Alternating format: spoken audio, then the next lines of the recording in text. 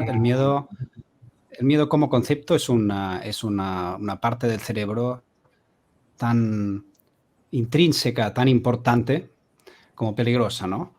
El miedo es una palabra que nos da miedo en sí misma, aunque sea un poco etimológicamente extraño hablar del miedo, pero yo sí creo que con los años aprendemos cuál es la utilidad que tiene para según qué, sobre todo cuando lo has vivido inútilmente, cuando lo has experimentado desde la mente, por lo tanto la mitad te lo has inventado, y cuando realmente te has tenido que confrontar con él en momentos en el que la vida no te ha dejado otra opción más que tomarte el té con él, ¿no? Porque parece que todas las cosas de las que no hablamos son las que nos asustan, ¿no? Todos los peligros, todas las cosas que teóricamente no existen o que nos han explicado otros que les han pasado, son los que nos crean miedo, ¿no?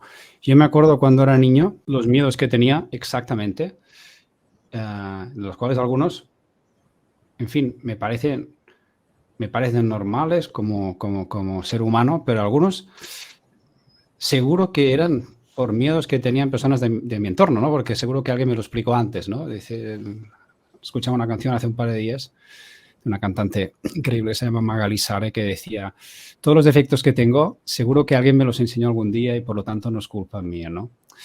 En esta canción que se llama Malifetas, cosas que he hecho mal en mi vida, ¿no? Entonces, el miedo es una cosa con la que te relacionas, te guste o no te guste. Hay gente de la que considera que si no hablas de ello no existe. Yo creo que de los miedos, como más se habla, más desaparecen, ¿no? Es verdad que puestos en el sitio en el que estamos hoy, que coincide un poco en que justo hace un año, exactamente, en el día de hoy, yo me despedí y tuve 5 minutos para despedirme de esta vida, digamos. Estaba en el hospital y tuve que, digamos, meterme en el miedo más grande que uno se puede imaginar, que es decir adiós a la vida, ¿no? Que es algo que pues, con 43 años no te esperas que te pase, y menos cuando son fiestas y estás solo en el hospital y, en fin, ¿no? Y yo me acuerdo que en esos 5 minutos, eso al principio no lo podía explicar, porque claro, la emoción que te sale cuando has estado ahí es muy potente, ¿no? Pero ahora intentaré explicarlo, aunque estamos en directo, y posiblemente me venga la emoción otra vez, ¿no? Pero esos 5 minutos que tienes, que te avisan y te dicen, mira, en 5 minutos te vas a ir, ¿no? Claro, con el tiempo me recuerda mucho a mi profesión, que durante muchos años pues, he estado pendiente siempre de esos golpecitos que te dan en el camerino 5 minutos antes de salir al escenario. Un escenario que has estado antes muchas veces, y viene una persona que no conoces de nada y dice, señor Colomé, en 5 minutos tiene usted que salir, ¿no? Cuando son 5, a veces son 2, a veces es 1, ¿no? La sensación que te da con confrontarse con ese momento que tú sabes que va a pasar, pero no lo buscas cuando no te apetece, cuando estás muy feliz y estás allí, en el público es tu familia, que pasa poco, pero a veces pasa. Pero volviendo al tema, esos 5 minutos, yo pensaba en mi diario, digamos, de películas y de familiares y tal y cual, que el miedo que tendría antes de irme de este mundo sería pánico total, ¿no? O sea, la película de miedo más terrorífica y más increíble que te puedes imaginar. Pues resulta que fue lo contrario. Resulta que las enfermeras empezaron a entrar médicos, empezaron a sonar pips del oxígeno que se iba. Yo me puse a llorar, pero me puse a llorar de alegría, o sea, de felicidad total, de agradecimiento. Empecé a agradecer a 4 o 5 personas en mi vida que me han regalado cosas que nunca me hubiese imaginado que me regalaran, humanas, ¿no? De personas personales. Empecé a repasar un poco cosas que yo me imaginaba de niño, ¿sabes? Eso durante segundos, ¿no? Las cosas que yo imaginaba de niño que quería hacer, ¿no? En mi vida, ¿no? Profesional, personal, desde el punto de vista del amor, desde el punto de vista del cuerpo, de la economía, de vivir el mundo, de explorar, de conocer personas, de hablar idiomas, de mil cosas que te aparecen un poco como en los sueños, ¿no? Famosos sueños de niños que tú tienes, de adolescente también, ya de adulto, de profesional. Y hostia, había tantos más que los que yo me había imaginado, que yo solo podía decirme, hostia, Josep, qué vida de la hostia que has tenido, qué guay. Si te tienes que ir ahora, es, es lo que hay, ¿no? Y ese fue el momento, yo creo que de mi vida, que más cerca he estado de la irrealidad de lo que es el miedo en sí mismo, que es evitar confrontar lo que tú crees que es la verdad. Evitar confrontar lo que tú crees que es la verdad. Entonces, ya sea cuando alguien te la dice y tú no te la esperas, o es una opción que no te esperas, ya sea por un susto que te da alguien, ¿no? Que evidentemente no te lo esperas y te da miedo, pero al instante desaparece, ¿no? Ya sea la imaginación de una cosa que puedes o desear mucho o estar aterrorizado porque no sea como tú crees que va a ser. O al dolor, ¿no? El dolor que es algo a la que todos tememos, es un miedo que todo el mundo teme al dolor. Y al final, pues como la camiseta que me he puesto hoy, al final todo pasa. Todo pasa para bien y para mal, pero todo pasa. Y estoy muy feliz de haberme tomado muchos cafés y muchos tés y muchas infusiones con mi miedo, con mis miedos, con miedos de mis papás, de mis ancestros, de mis colegas, de mis alumnos, de mis parejas y de personas que no conozco que me los han explicado y he podido sentarme y hablar de los miedos y acercarlos un poco, ¿sabes? Acercarlos un poco, sobre todo sabiendo que el miedo es una experiencia vital, como lo puede ser el amor, como puede ser la sexualidad, como puede ser la creatividad. Es una experiencia, una vivencia que nos sirve mucho para sobrevivir. Los seres humanos estamos hechos para poder sobrevivir y no para ser inteligentes y escribir libros o hacer conferencias o viajar o yo qué sé, o ser famosos. Los seres humanos estamos creados para sobrevivir y esto es un sistema operativo, como me ha pasado ahora a mí con el Chrome y el Safari, que no va a cambiar. No va a cambiar. No ha cambiado, no va a cambiar en la vida porque si no nosotros cruzaríamos, pues como los niños cruzaríamos los semáforos en rojo y los coches nos atropellarían y duraríamos pues 1 año y medio y todos muertos. Cogeríamos el coche, nos pondríamos a 280 porque nos gusta correr y nos pegaríamos una hostia que nos mataríamos. Yo qué sé, 1000 cosas que nos ayuda a reaccionar y que nuestro cuerpo nos suba el cortisol, que es un poco donde está la parte bioquímica del miedo, y nos haga estar en unos niveles de cortisol lo suficientemente sanos como para poder vivir y sobrevivir dentro de lo sano y no sobrevivir dentro de lo insano, ¿no? Y es verdad que los miedos que he tenido en mi vida, los más grandes, desaparecieron cuando me tomé un té con ellos. Desaparecieron. O sea, no es que fueran diferentes, no, es que no eran reales, estaban en mí, entonces yo decidí si me los ponía al lado, si eran míos o si eran de otra persona, ¿no? Y realmente me cambió la vida, la perspectiva de muchas cosas, sobre el amor, sobre la profesión, sobre la docencia, sobre la familia, sobre las amistades, sobre conocer a personas, sobre decirles lo que sientes, sobre decirles lo que pueden llegar a entender o lo que no pueden llegar a entender, y sobre la empatía, muchísimo. Y fue una experiencia que sí, duró 5 minutos, fue corta y a la vez fue reveladoramente larga, porque, hostia, no me lo imaginaba que fuera así esto. Los demás miedos, no pensé ni en cuánto dinero tener en el banco, ni si no sé, si ese año iba haciendo conciertos en sitios importantes o no, si tenía más o menos ropa si estaba guapo o no, ¿sabes? No pensé en cosas que en otros momentos de mi vida igual cobraban una importancia social que para sentirme reconocido, sino en ese momento estaba tan solo y tan feliz de haber vivido desde el yo cosas con personas que yo nunca me hubiese imaginado, en países que no me hubiese imaginado, con mujeres que he tenido la suerte de compartir en mi vida personal, espectaculares, que solo pude dar gracias. Y claro, el agradecimiento, aparte de ser el antídoto contra la queja, también es el antídoto contra el miedo, por lo menos para mí. Por tanto, no sé si te he respondido o no tu pregunta sobre mi colodisertación de esta noche, Pero así me ha gustado empezar, así me ha salido y estoy feliz de estar aquí compartiendo esta vivencia, esta colovivencia. Estás en una profesión, ¿no?, en la que se busca mucho la perfección.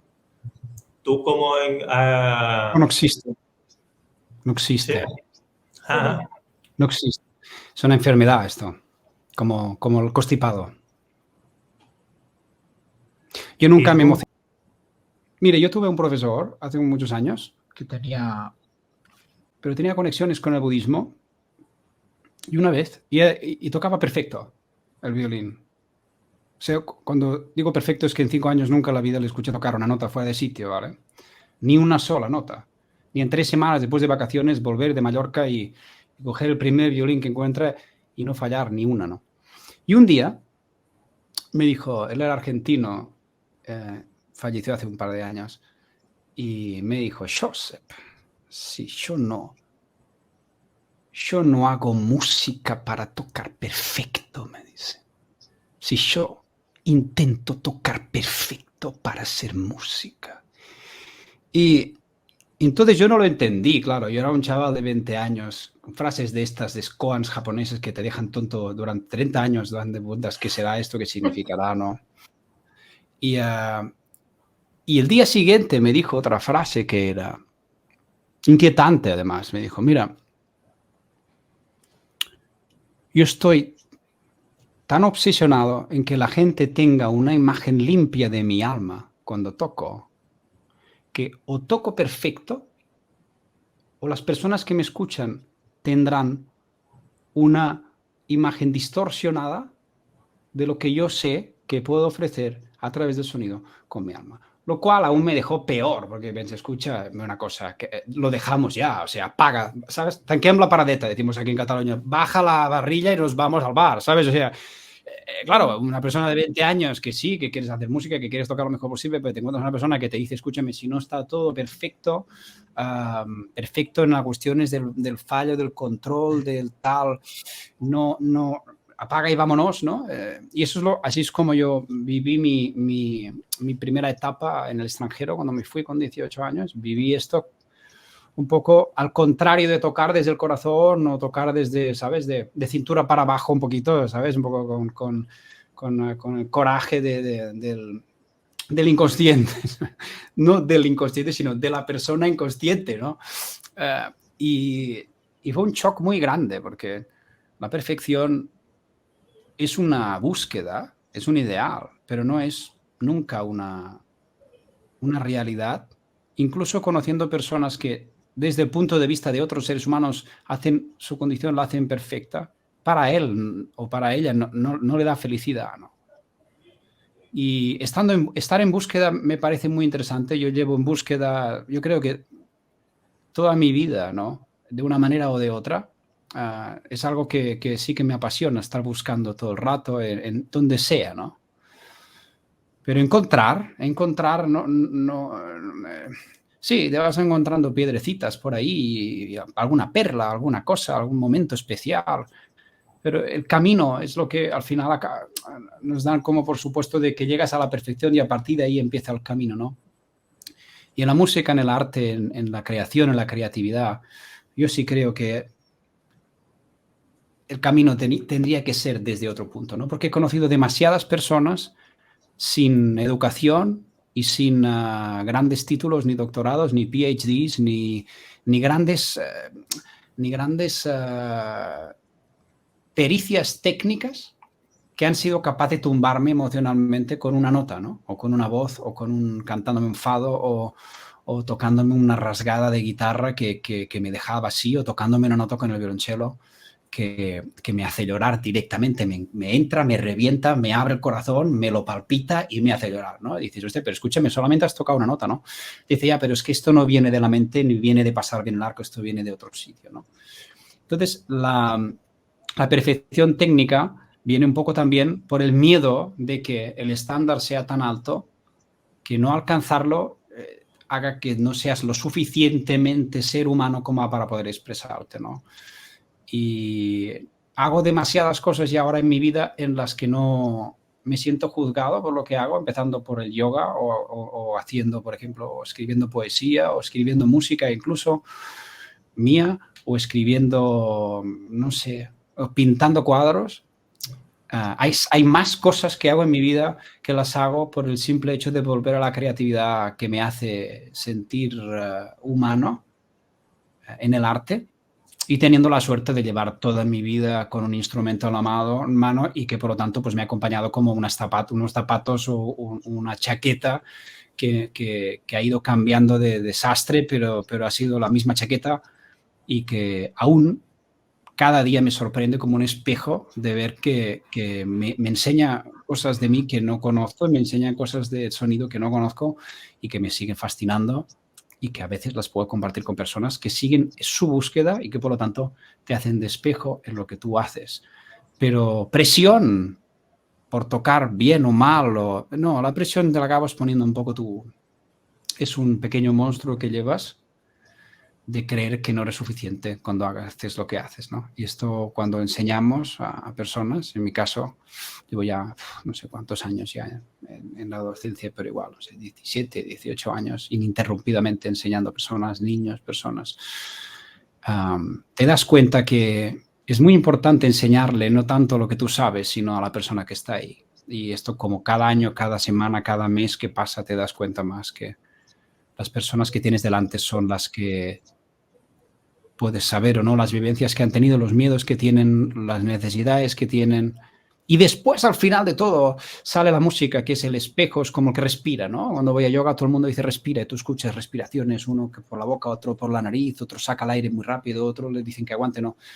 Y te das cuenta que la música o el sonido o el violín o la carrera, pues acaban siendo cosas normalmente de otros, no de los que tienes delante, ¿no? Entonces, bueno, la mayoría de tiempo que me paso con los chicos y chicas que vienen a estudiar en Zaragoza conmigo o todo lo que hago online, es todo el trabajo de limpieza mental de cosas que no son de ellos o de ellas, ¿no?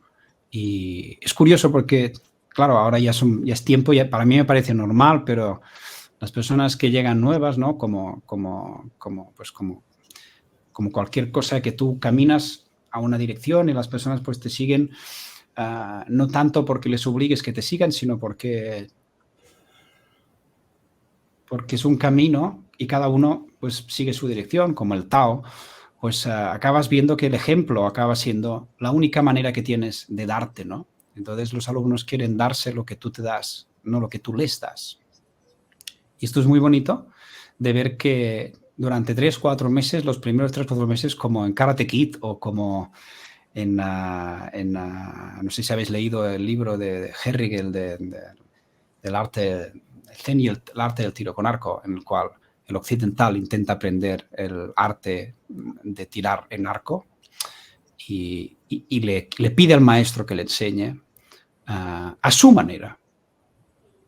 Y el maestro no le enseña ni a su manera, ni a la manera del maestro, sino a la manera de, que es a la manera zen, un poco a la manera más budista, que es que tú te conozcas a ti mismo a través de ver a tus miedos y ver que tú no tiras a la flecha en ningún punto, sino que el punto eres tú, ¿no?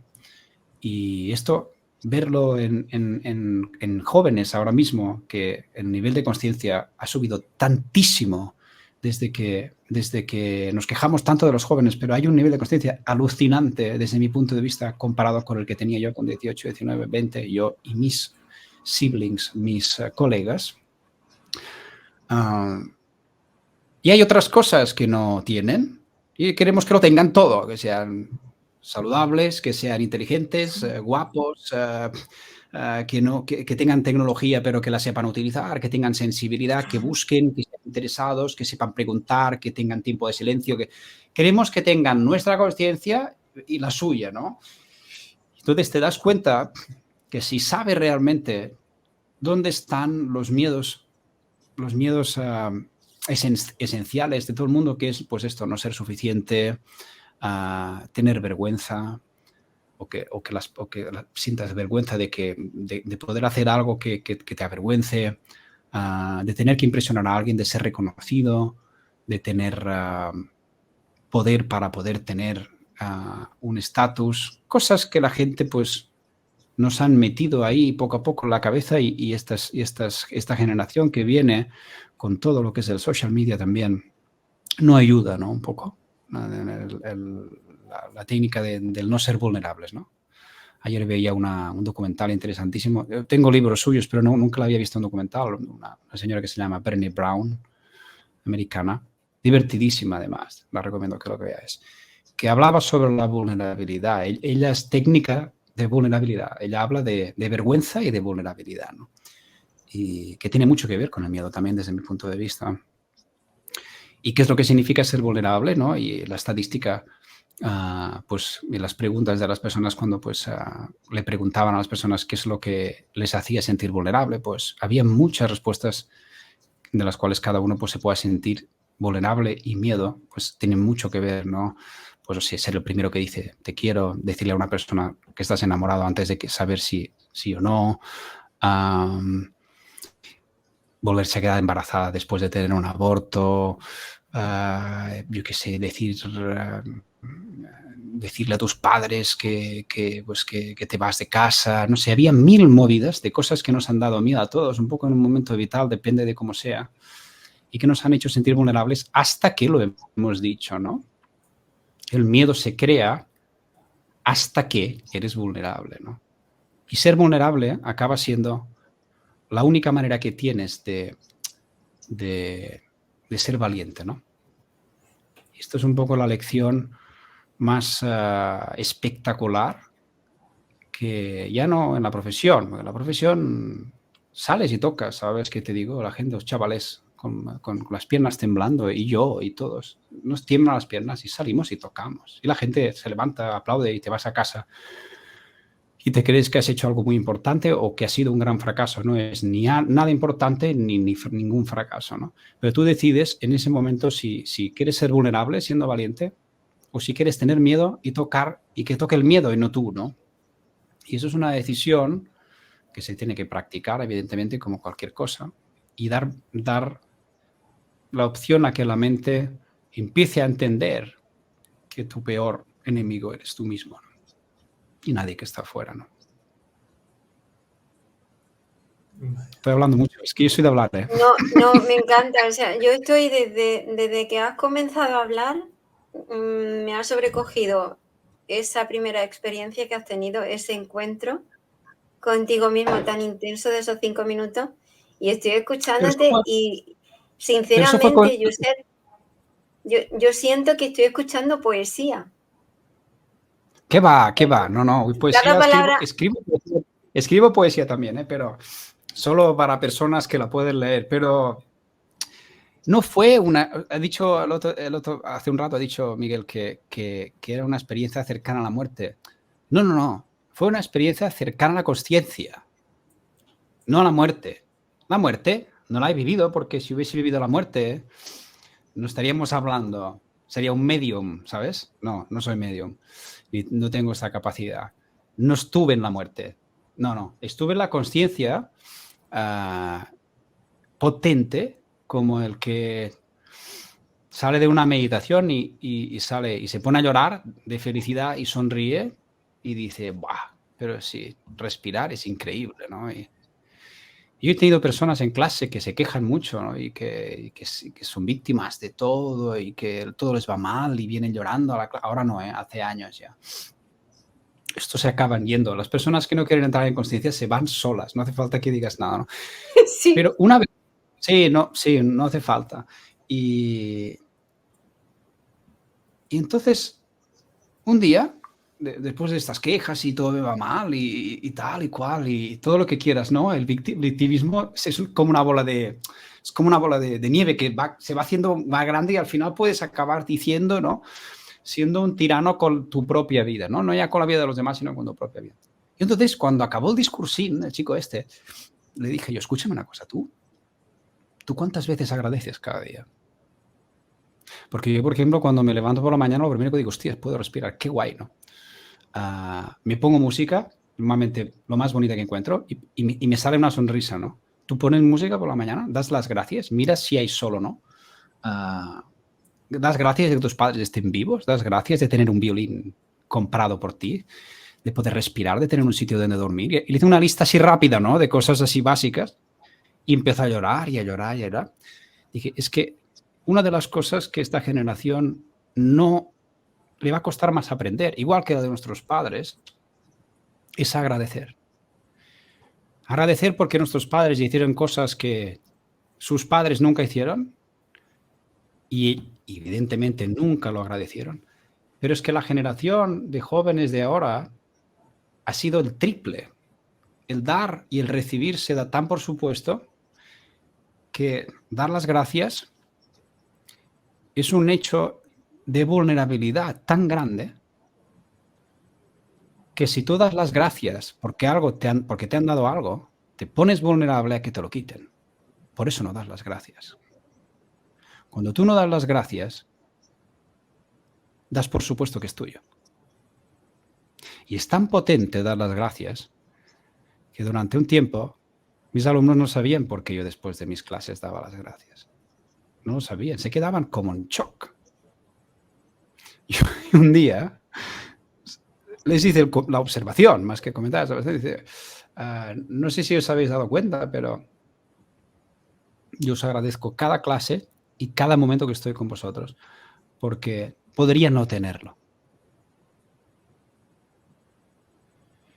Y no me lo quitáis, me lo dais, ¿no?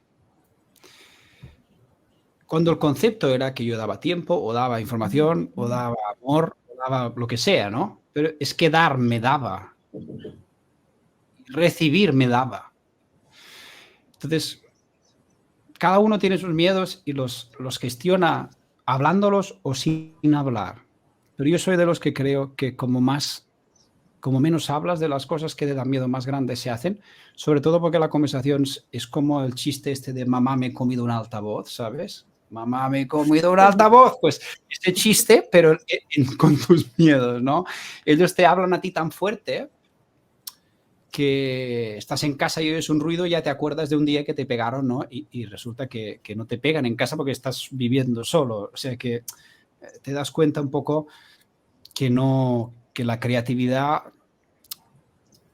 el amor a lo que haces, el agradecimiento, el entrar en conciencia es un poco el antídoto que tienes contra el miedo a, ¿no?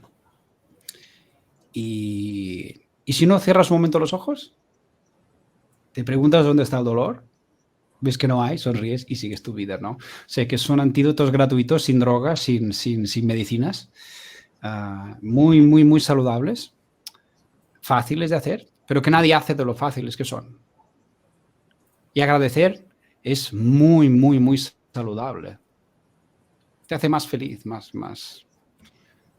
te hace más humano. Qué bueno, lo de humano. Fíjate, yo tengo un pasear por dentro con respecto al miedo, ¿no? Es cierto que el miedo puede servir de impulso, ¿no? Pero por otra parte, hay una parte de mí que también me susurra que sería bonito que los humanos pudiéramos aprender y llegar a esos momentos de reconocimiento sin necesidad del miedo. O sea, llegar a esos momentos de eureka o autodescubrimiento o iluminación, si quieres llamarlo, que no me gusta utilizar esa palabra porque tiene mucho contexto, tiene muchas cosas añadidas, pero bueno, llegar a estos momentos de eureka a través del júbilo. O sea, que el júbilo fuera igual de potente e impulsor que el miedo, ¿no? Y entonces hay una parte de mí que dice, mientras que justifiquemos que el miedo sirve de impulso, podríamos estar dándole entrada o prolongando al miedo como bajo el cartel de impulsor, ¿no? No sé qué posición tienes tú frente a esto, Josep. ¿Qué piensas de esta historia de que el miedo sirve de impulso y si piensas que podemos crecer igualmente desde el júbilo? No, absolutamente, pero como es algo bioquímico, la importancia también de hablar un poco de cómo el cuerpo funciona, ¿no? Hoy veía un vídeo que decía precisamente esto que estabas diciendo tú, que el miedo es mucho más potente que el amor, ¿no? Y claro, es impactante porque uno vive en este mundo en el que se cree que tiene que vivir en amor, ¿no? Y que lo que te genera el amor es mucho más potente que lo que genera el miedo. Pero lo que mueve el mundo realmente, si lo piensas, no es el amor como concepto, sino el miedo. ¿Por qué? Porque el cortisol, que es lo que te sube cuando te entra el miedo, te lleva a la reacción. Y el amor te lleva a la oxitocina, que es lo que te baja el cortisol. ¿Me explico? O sea, es pura bioquímica, no estamos hablando ahora de... Es muy fácil, el cortisol es cuando alguien te pone una pistola aquí detrás y te dice dame lo que tienes y te sube sin tú saber si es un amigo, si es una broma o si es verdad o no. Cuando te persigue alguien por detrás y te sube el cortisol sin saberlo. Y la oxitocina es la que recibes cuando pues, un sobrino, un hijo, una pareja te da un abrazo de más de 7, 8, 9, 10 segundos y tienes todo el miedo, el estrés, el mal humor, el cansancio, te baja, ¿no? Y la dopamina, que es la otra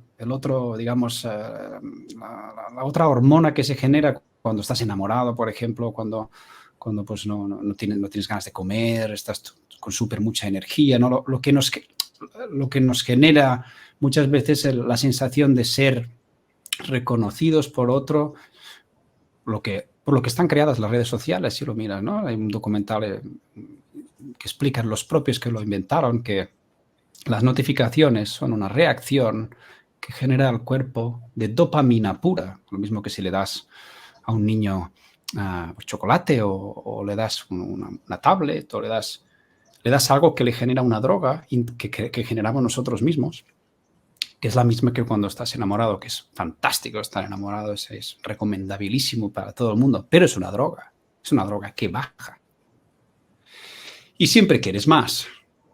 Estás enamorado y piensas que no va a bajar, ¿no? Si te ha pasado más de una vez, pues estás enamorado y piensas, no duermo, tal, ¿no? Esta persona todo el día, todo te parece fantástico, perfecto, no tiene defectos. Y un día, y un bajón. Hay un bajón y dices, hostia, que ya no estoy a 120 de dopamina, que estoy a 80, ¿no? Esta persona, yo soy un desgraciado, no me quiere, me siento fatal. Necesito una dosis de dopamina, ¡pam!, más para arriba, ¿no? Y creo que es por esto que la variabilidad de la hormona genera diferentes ámbitos en el amor que no genera el miedo. Y el miedo es muy estable. Porque el miedo es este o más. Este o más. Hay un libro increíble también. Estoy recomendando muchos libros porque yo soy adicto a los libros. Tengo que reconocer que no tomo drogas, ni bebo, ni fumo, ni nada chungo. Pero en mi casa se compraba libros y discos. Entonces, libros y discos tengo, en fin, no puedo parar de comprarlos. El otro día me leía un libro de Napoleon Hill, que es muy conocido por un libro que escribió que es Piensa y hazte rico, ¿vale? Sobre todo para la gente lo que quiere es ganar dinero y tal igual. Es un libro que se siguen vendiendo ahora, a día de hoy, creo que 120.000 copias al año. Una barbaridad, ¿no? Y este tío, a principios del siglo, escribió un libro que está también en audiolibro en YouTube, si lo queréis ver, que es una entrevista con el mal, ¿vale? Tenéis que escucharlo, es espectacular, ¿eh? Una entrevista con el mal, con la maldad, digamos. Él se imaginó la maldad y la hizo personaje, ¿no? Entonces habla él y la maldad le contesta, ¿no? Y confronta la maldad, que es la que genera el miedo, que la que genera los malos pensamientos, la que genera hacerte sentir mal. Y la maldad, en el momento en el que la persona que le confronta no tiene ese miedo, se ve desnuda totalmente. Tenéis que escucharlo, este es increíble, es muy buen libro. Es un libro que se descatalogó, ahora vuelve a estar otra vez, pero hay el audiolibro, se puede ver en YouTube gratuito, ¿eh? Pero claro, estas cosas es gratis, no lo escuchas, ¿no? Y él explica, pero ¿cómo tú sabes que yo genero en las personas el mal a través del miedo, ¿no? ¿Y cómo puede ser tan potente esto, ¿no? Que es un poco la pregunta que me estás preguntando y es por cómo ha funcionado la sociedad siempre, por cómo ha funcionado también la ley de la selva. La ley de la selva, la diferencia entre la ley de la selva y la democracia, si existe la democracia, a nivel por lo menos teórico, es que la ley de la selva, el más feroz se come al más pequeño. Y esto es así y seguirá siendo así toda la vida, por muchos zoológicos que hagan. El más grande se come al más pequeño. Y en cambio, en democracia, el más débil es el protegido. Es el protegido, pero a la vez, curiosamente, la democracia ha demostrado también que el que más poder tiene no es el que protege, sino es el que se protege. ¿Y cómo? A través del miedo a los demás, no a través del amor. Entonces todo el mundo sueña con un dirigente político mundial o de su pueblo que ame tanto a sus conciudadanos que a través del amor haga de su pueblo y de su comunidad y del mundo un sitio precioso a través del amor. Pero siempre es a través del miedo, que es lo que puedes perder, ¿no? Y esto es un poco relacionado con lo mismo que me pasó el año pasado. Es no solamente no perdí nada, sino que vi todo lo que tenía que agradecer y el miedo se fue. O sea, que no existía. No existía.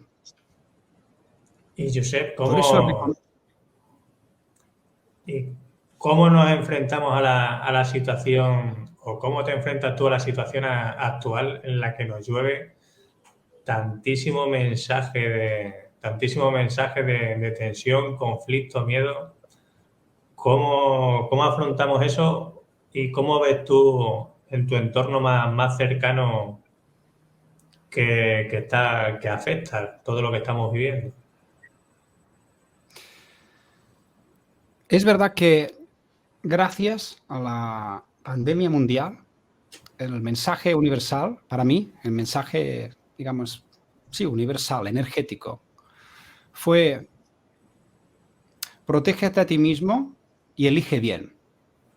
Elige bien. Elige bien. Si sabías elegir bien, tomabas unas decisiones, y si no sabías elegir bien, tomabas otras decisiones. Pero elegir tiene que ver contigo mismo, no con los que te dicen que tienes que elegir algo o no tienes que elegir algo. Dicho esto, dentro evidentemente de la legalidad o no legalidad de no hacer nada que vaya en contra, sobre todo de los demás o de personas cercanas, ¿no? Yo sí creo que después de la pandemia, del aislamiento total de todo el mundo que nos obligó la situación, la que es fuera, la situación que cada uno vivió, porque yo, por ejemplo, la viví muy bien, la situación, y hay gente que la vivió muy mal, ¿no? Yo perdí 15 kilos, estaba haciendo deporte todo el día, daba clases a mis alumnos felizmente, me tomaba mi café, iba a pasar al lado del mar, escuchaba música, estaba feliz. No, más feliz no podía estar. Era mi sueño estar 3 meses en casa, o 4, haciendo lo que me gusta, bien acompañado y disfrutando de la salud a tope, cuidándome al triple, ¿no? Y el aislamiento me dio cosas muy positivas, que después, cuando salí del aislamiento, vi que no quería volver realmente a seguir relacionándome con cosas que no me iban bien a mí. Esa fue mi decisión personal, y hacer un poco de reset en general, de la profesión, de las personas, sobre el amor, sobre la familia, sobre las amistades nuevas, sobre conocer personas, sobre temas de los cuales hablar, sobre criticar a los demás o criticarte a ti o no criticar. Bueno. Y decidir que realmente el mundo nos enseñó a mirar un poco con quién y de dónde sacas la información, ¿no? Yo escucho muchas cosas en mi entorno de cosas que se afirman sin fuente, que cuando preguntas de dónde vienen, te das cuenta de que no sabes de dónde vienen las cosas, ¿no? Y al final es como los chismes, ¿no? Empiezas a hablar mal de alguien y al final, ¿quién te lo ha dicho? No lo sé, lo he escuchado, ¿no? No, mira, es que no me interesa, ¿sabes? Y hay tantas personas en mi vida que me han hablado mal de ellas y después las he conocido y me han parecido encantadoras. Y de mí ha pasado lo mismo, ¿sabes? Personas que han hablado fatal y seguro que con razón, seguro que según su perspectiva y su vivencia y su consciencia en su momento. Y después las personas han contribuido a que se acercaran más para ver si era verdad o no. Entonces, es como vivimos ahora mismo un mundo en que la vivencia es lo más importante. La información es lo menos importante para mí, La información es gratis y puedes conseguirla de cualquier sitio. Puedes ver las noticias de TV1 o puedes ver las noticias de TikTok o puedes ver las noticias de la vecina que te lo cuenta por el Instagram, ¿no? Y nada es verdad y todo es verdad, depende de lo que tú te creas. Pero la vivencia sí que es verdad porque la vives tú, ¿no? Y yo creo que ahora estamos en un momento que ha cambiado muchas cosas muy rápido, igual demasiado rápido, pero rápido, el mundo cambia rápido, ¿sabes? Las cosas que son naturales pues cambian muy rápido. Y creo que ahora hay una división muy, muy, muy grande entre personas que siguen intentando volver a eso y personas que quieren ver que la vibración que cada uno se eleva de sí mismo solamente la puedes mantener con personas que también la quieren mantener alta, ¿no?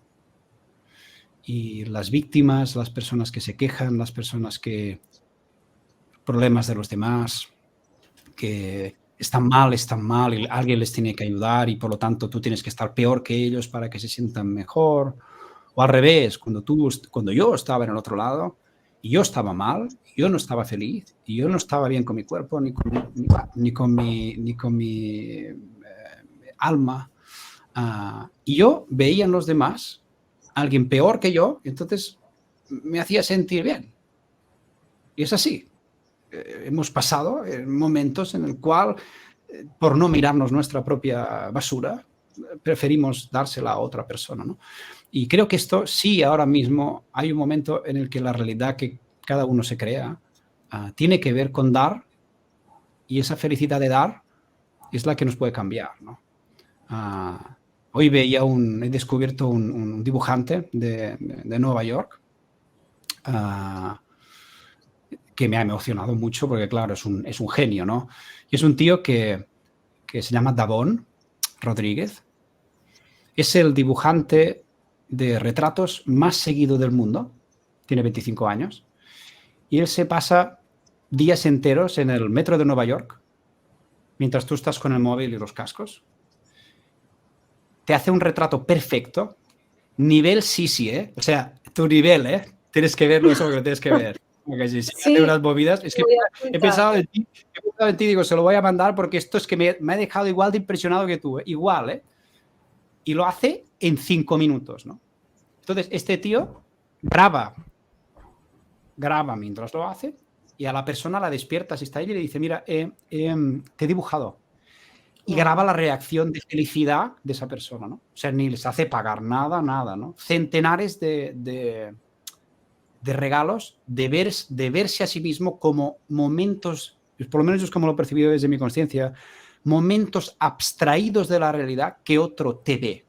Entonces tú te ves a ti mismo y te emocionas, ¿no? Todos, pero de todo tipo de clases y edades y sitios, ¿no? Esta persona se ha hecho un boom, pero ha hecho un boom no solamente porque tenga un don, sino porque lo da. Evidentemente, claro. Pues puede vender un curso de cómo se pinta, de cómo lo hace, pues escucha, regala su don, pero se gana la vida, tiene que comer como todo el mundo. Pero el boom es que estamos en un momento en el que no se comprende dar. No se comprende. Y a él le da más felicidad dar que recibir.